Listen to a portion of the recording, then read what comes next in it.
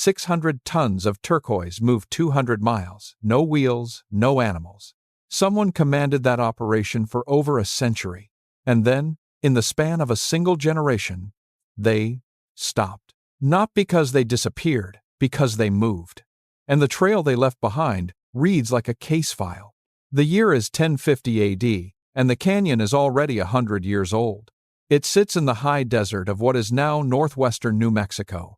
The San Juan Basin flat, dry, windswept, ringed by sandstone cliffs.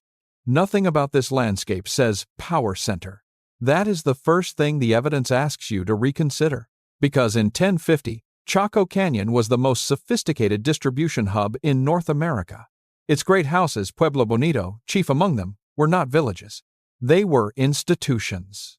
Multi-story stone complexes housing hundreds of rooms, oriented precisely to solar and lunar cycles.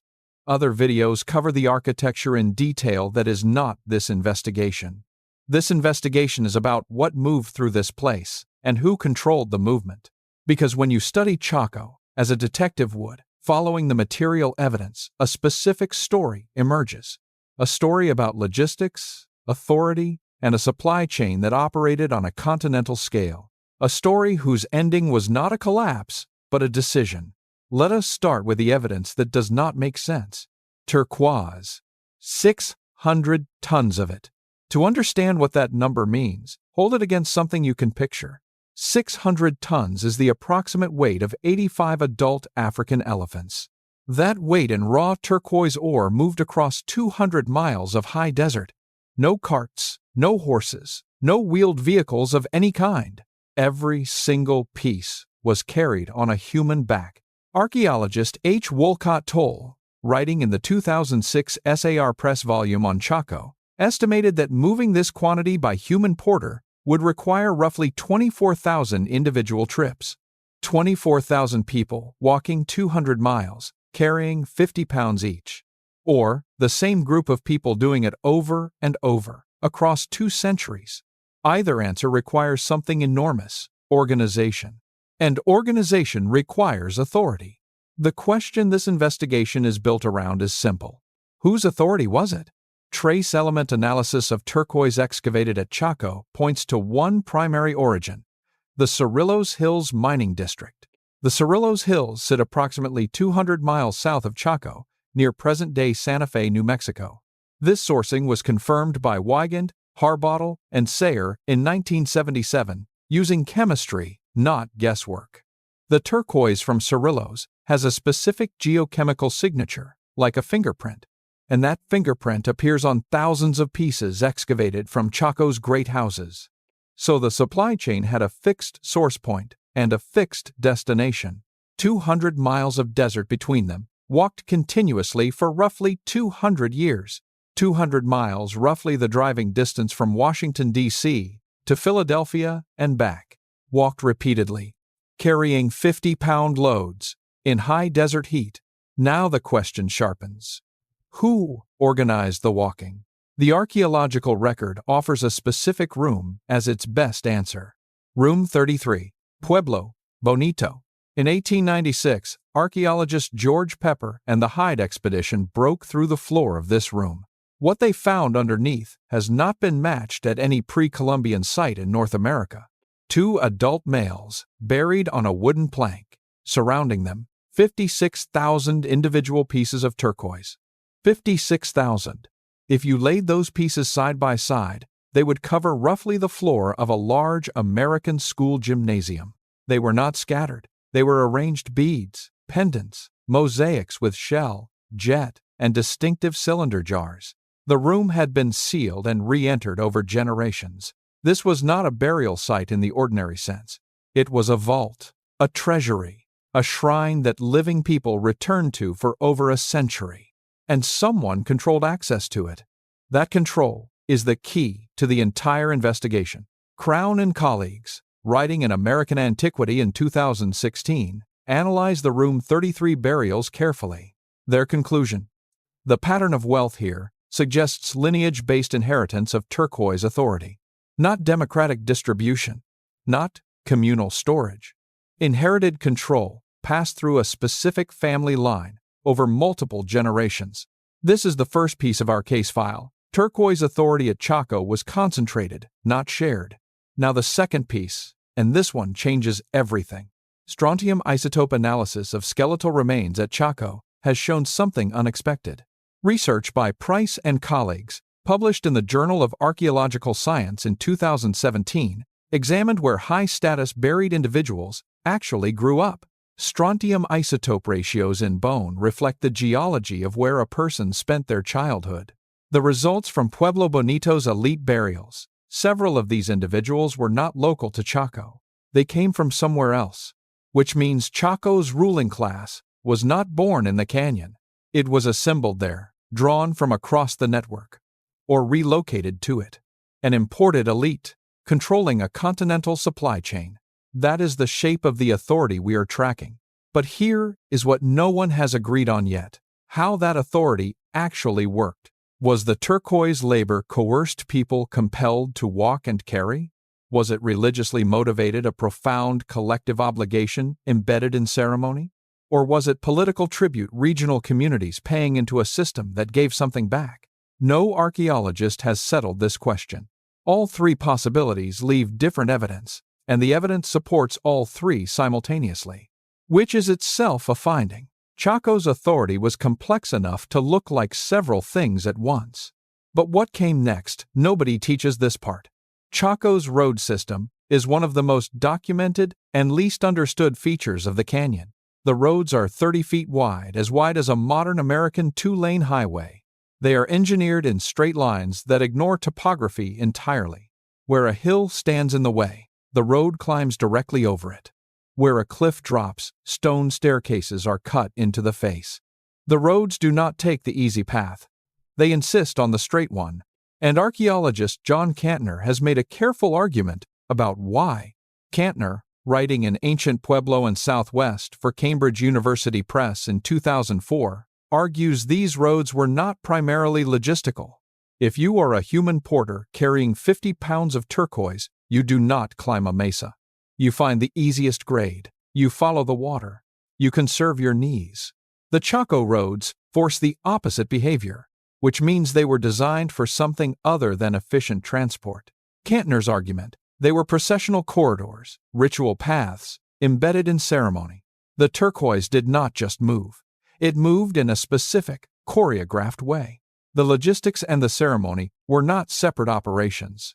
They were the same operation. This reframes the entire supply chain question. The authority that moved 600 tons was not purely administrative. It was spiritual and political at the same time, and those two things reinforced each other. Patricia Crown and W. Jeffrey Hurst, in a 2009 study published in the Proceedings of the National Academy of Sciences, analyzed residue inside those cylinder jars from Pueblo Bonito. Approximately 200 of these distinctive vessels have been recovered. Every single known example comes from Chaco or its immediate outliers. 0 have been found anywhere else in the Southwest during this period. The residue analysis revealed cacao. Chocolate. Cacao does not grow in the American Southwest.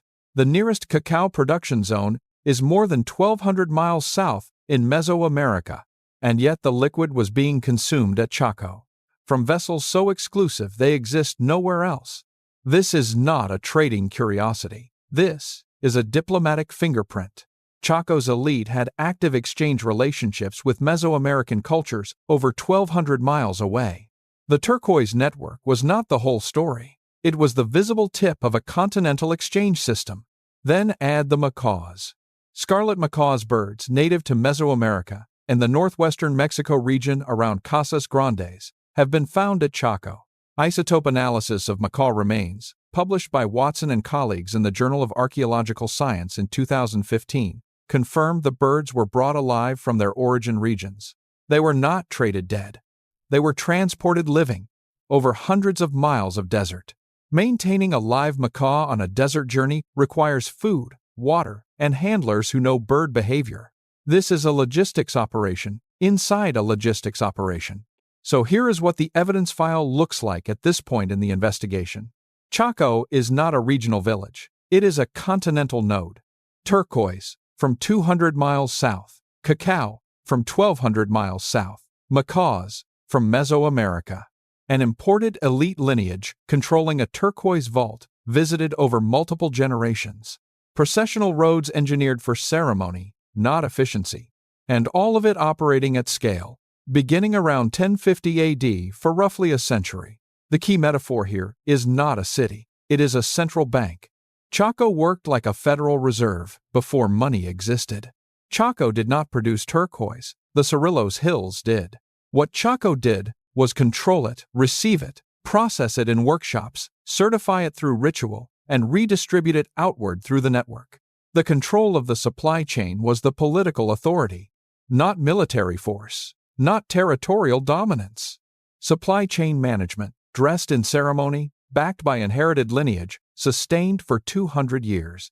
And here is where the evidence gets harder to ignore. Because somewhere around 1130 AD, the last documented turquoise movement enters Chaco Canyon, and it does not resume. The Laboratory of Tree Ring Research at the University of Arizona has documented this moment with precision. Tree ring data, the annual growth rings of ancient timber from Chaco's great house construction beams, records a severe drought beginning approximately 1130 AD. Jeffrey Dean, whose work through the laboratory spans decades, has traced this drought lasting into the 1180s, 50 years of reduced rainfall in a desert system that was already operating at the edge of its water budget. Drought disrupted supply chains dependent on human porters. Porters need water, they need food, they need communities along the route willing to support them. A 200-mile walk through a drought landscape is not the same as a 200-mile walk through a functioning agricultural system. The drought is the proximate trigger, the immediate cause of the supply chain disruption. But here is the detective's distinction. A trigger is not a cause. Droughts had occurred before. The Cerrillos Hills were not going anywhere. The turquoise was still there, waiting in the ground.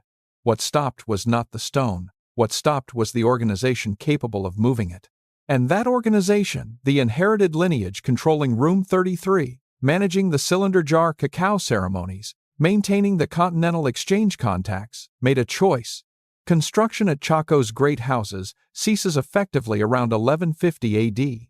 In at least one structure, it stops mid-wall roughly 50 years after the canyon's peak activity around 1100 AD. The masons did not finish their work, they left.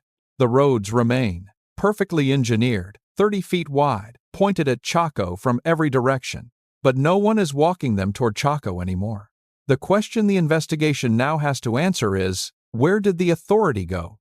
55 miles north of Chaco, on the Animas River, a new great house is being constructed. Aztec ruins, named by later Anglo settlers who misidentified its builders, is built beginning around 1100 AD. Its architecture mirrors Chaco's, its road connections mirror Chaco's. And Stephen Lexon noticed something about its position on the landscape. Lexon, whose book The Chaco Meridian was first published in 1999 and revised in 2015, made a precise geographical observation. Aztec ruins sits on nearly the same north-south meridian as Chaco Canyon, not approximately, not roughly, on the same meridian, to a degree of precision that requires deliberate surveying. That alone might be coincidence. But then Lexon extended the meridian south. Pacuime, also called Casas Grandes in the state of Chihuahua, Mexico, sits on the same meridian. Chaco, Aztec ruins, Pacuime, 3 major nodes on one north-south line. Pacuime rises to regional prominence after Aztec ruins declines. The succession follows the meridian southward. This is not collapse mythology, the idea of a civilization that fell apart and disappeared. This is a political system making a strategic relocation. The elite that controlled Chaco's turquoise network did not dissolve when the drought hit. They moved the operation. The headquarters changed. The institution survived. Lexon's Chaco Meridian thesis is contested among archaeologists, not all accepted, but the evidence he assembles is documentary. Measurable coordinates, comparable architecture, overlapping timeline. The argument is not mystical, it is geometric. And geometry is the kind of evidence a detective can work with. Now consider what this means for the turquoise investigation. The 600 tons did not stop moving because the people who moved it gave up. It stopped moving to Chaco because Chaco was no longer the designated destination. The distribution hub relocated. The authority that certified and controlled Turquoise relocated with it. And the roads, those 30-foot wide processional corridors, remained at Chaco, pointing at a center that had moved on. But the most revealing part of this story is still ahead. Because everything we have traced so far, the supply chain, the vault, the meridian succession, is documentary evidence. Material objects, strontium ratios, tree rings, geometric coordinates. But there is another category of evidence that this investigation cannot ignore: oral history. The Hopi people, whose word for their Chacoan ancestors is Hisatsinom, meaning people of long ago, carry histories that describe Chaco as a place of powerful and contested spiritual authority. Not an abandoned ruin. Not a mystery. A chapter. Lee Kuwanwisivma, the former director of the Hopi Cultural Preservation Office, stated this directly in documentation cited across Chaco scholarship. His words: "Chaco is not a mystery to us. It is a chapter in our history." That sentence does something important to the detective framing of this entire investigation. It clarifies that the mystery of Chaco is not universal. It is specific to people who were not taught this history, which, in standard American education, is most of us. For the Hopi, Zuni, Acoma, Laguna, and the 19 pueblos of New Mexico, Chaco is ancestral territory. Not metaphorically, genealogically. The Pueblo of Acoma, Sky City, has been continuously inhabited since approximately 1100 AD.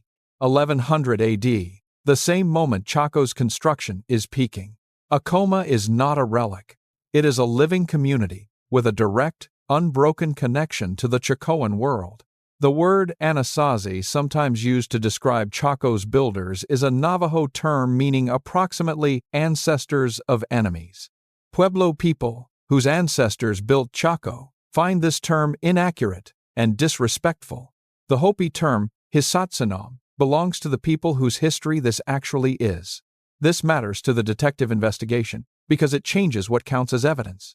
If oral histories maintained by Hopi and Zuni and Acoma clan traditions describe specific things about Chaco's authority structure, those descriptions are historical data, not background color, not legend in the dismissive sense.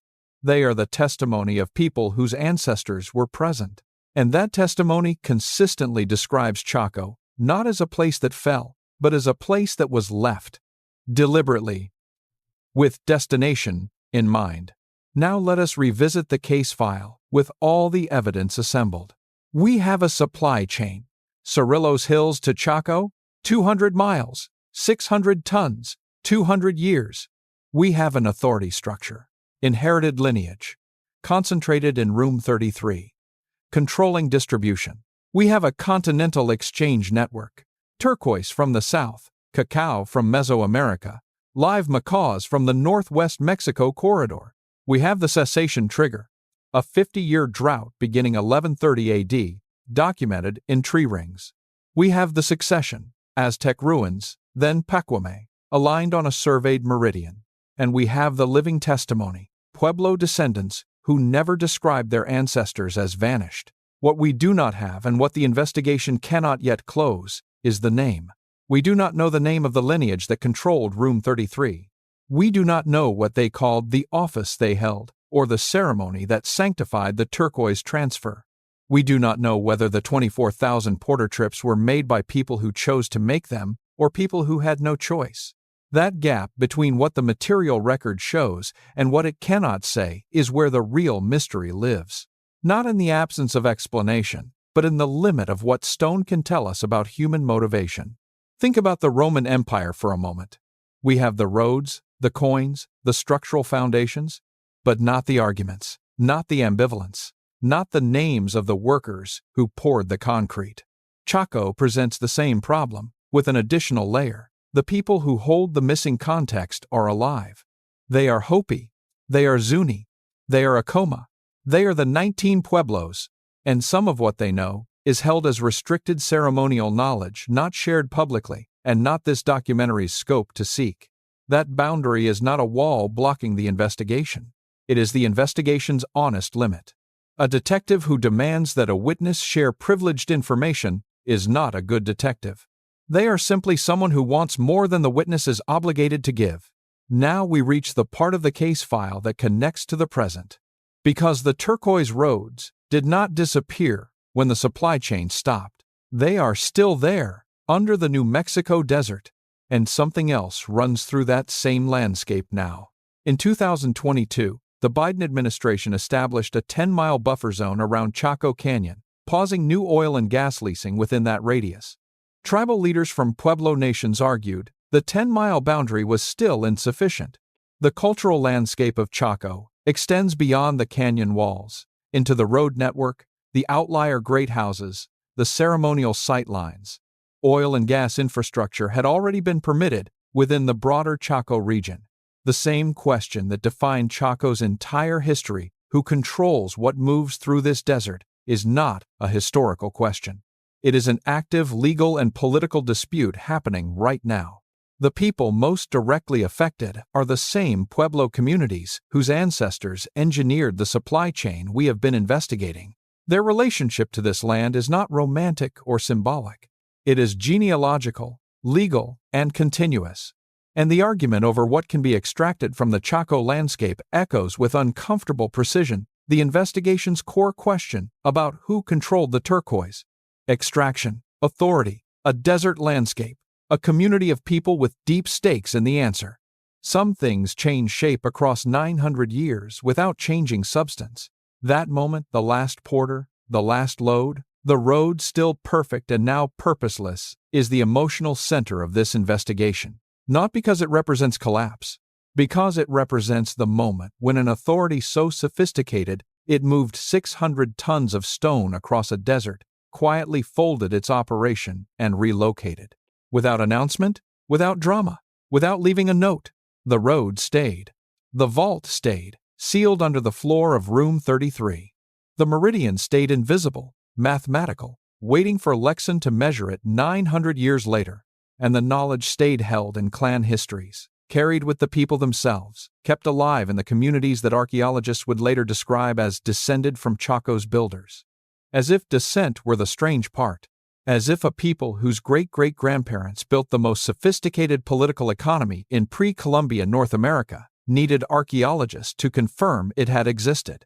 This is the reckoning the case file eventually demands. The mystery of Chaco is not a property of Chaco. It is a property of who gets to decide what counts as history. When oral tradition held by living Pueblo people is treated as background color rather than primary evidence, gaps appear in the record. Those gaps get labeled mysteries. The mystery is the gap. The gap is the choice. The Hisatsinom, the ancient people, as the Hopi named them, did not vanish. They did not collapse without explanation. They ran a Continental operation for 2 centuries, made a calculated strategic retreat when conditions required it, maintained living community continuity through to the present day, and have been described as a mystery primarily by people who did not ask their descendants. The detective conclusion is not comfortable. The case is not cold. It was never cold. It was simply being investigated from the wrong starting point. The sources that built this case are in the description. Lexan, Toll, Crown, Dean, and the living Pueblo communities, whose histories anchor all of it. If you want to go deeper, the Pueblo of Acoma Cultural Center and the Hopi Cultural Preservation Office have made portions of this history accessible to outside researchers. Start there not with the canyon, but with the people who never left it.